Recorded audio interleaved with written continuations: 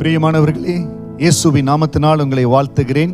எபேசியர் 3வது அதிகாரம் வசனம் 20-21, நாம் வேண்டிக் கொள்கிறதற்கும் நினைக்கிறதற்கும் மிகவும் அதிகமாய் நமக்குள்ளே கிரியை செய்கிற வல்லமையின்படியே நமக்கு செய்ய வல்லவராகிய அவருக்கு சபையிலே கிறிஸ்து இயேசுவின் மூலமாய் தலைமுறை தலைமுறைக்கும் சதா காலங்களிலும் மகிமை உண்டாவதாக. ஆமேன்.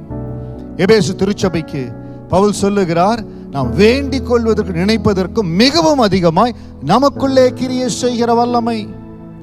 நம்மை அழைத்த ஆண்டவர் நம்ம ஒவ்வொருவருக்குள்ளும் அதிகமாய் கிரியை செய்கிற வல்லமையை வைத்திருக்கிறார். நமக்குள்ள கிரியை செய்கிற வல்லமை உண்டு.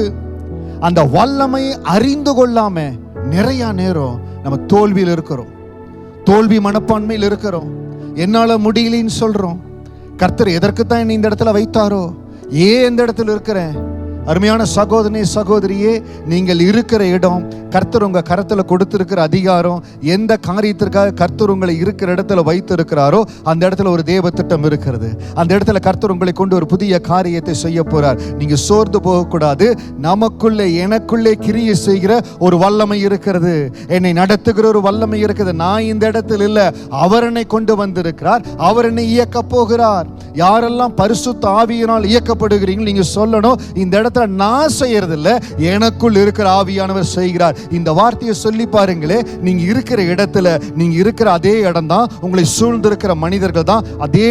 இந்த வார்த்தையை கேட்பதற்கு முன்பாக என்ன பிரச்சனை இருந்ததோ அதே இடத்துல நீங்க சொல்லி பாருங்களே, எனக்குள்ள கிரியை செய்கிற வல்லமை, என்ன நடத்துகிற ஆவியானவர், என்னை பலப்படுத்துகிற ஆவியானவர் எனக்குள் இருந்து பெரிய காரியங்களை செய்வார், என்னை கொண்டு அற்புதங்களை செய்வார். நீங்க சொல்லிட்டே இருங்க, உங்களுக்கு முன்னால் இருக்கிற செங்கடல் பிளக்கப்படும். மோசேக்குள்ள ஆண்ட வல்லமையை வைத்தார், அழைத்த மோசேக்குள்ள ஆண்ட வல்லமை வைத்தார். அழைத்த உங்கள் ஒவ்வொருவருக்குள்ளாய் உங்கள் ஆலயமாய் பரிசுத்த ஆவியானவர் உங்களுக்குள் வாசம் பண்ணுகிறார். அந்த வல்லமை உங்களுக்குள் வைத்து இருக்கிறார். நீங்க ஜெபிக்க ஜெபிக்க செங்கடல்கள் பிளக்கப்படும். அப்பா வழியை உருவாக்குவார். இதுதான் உங்களுக்கு அடையாளம். எபேசியர் 3:20 படி நமக்குள்ளே கிரியை செய்கிற வல்லமை. இந்த ஒரு வார்த்தையை பிடித்துக் கொண்டு, எனக்குள்ள கிரியை செய்கிற வல்லமை உண்டு, என் பரிசுத்த ஆவியானவர் எனக்குள் கிரியை செய்வார், எல்லாவற்றிலும் மாற்றத்தை உருவாக்குவார். இது நீங்க இருக்கிற இடத்துல சொல்லிக்கொண்டே இருந்தால் போதும்.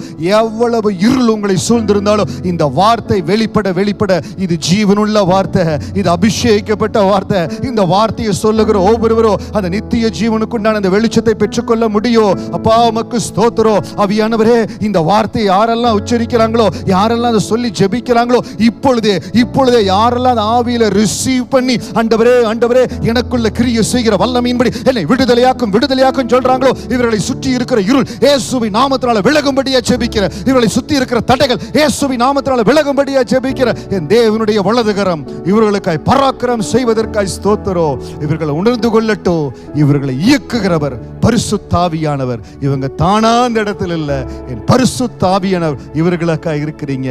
கர்த்தர் உங்களுக்காய் யுத்தம் செய்ய ஆரம்பிச்சுட்டாருங்க. நீங்க இன்றைக்கு கண்ட எகிப்தியரை இனிமேல் காண போறதே இல்ல. அப்பா உங்களோடு இருக்கிறார். மனமகிழ்ச்சியோட சந்தோஷமா இருங்க. இந்த மாதம் அற்புதத்தின் மாதம், அதிசயத்தின் மாதம். God bless you.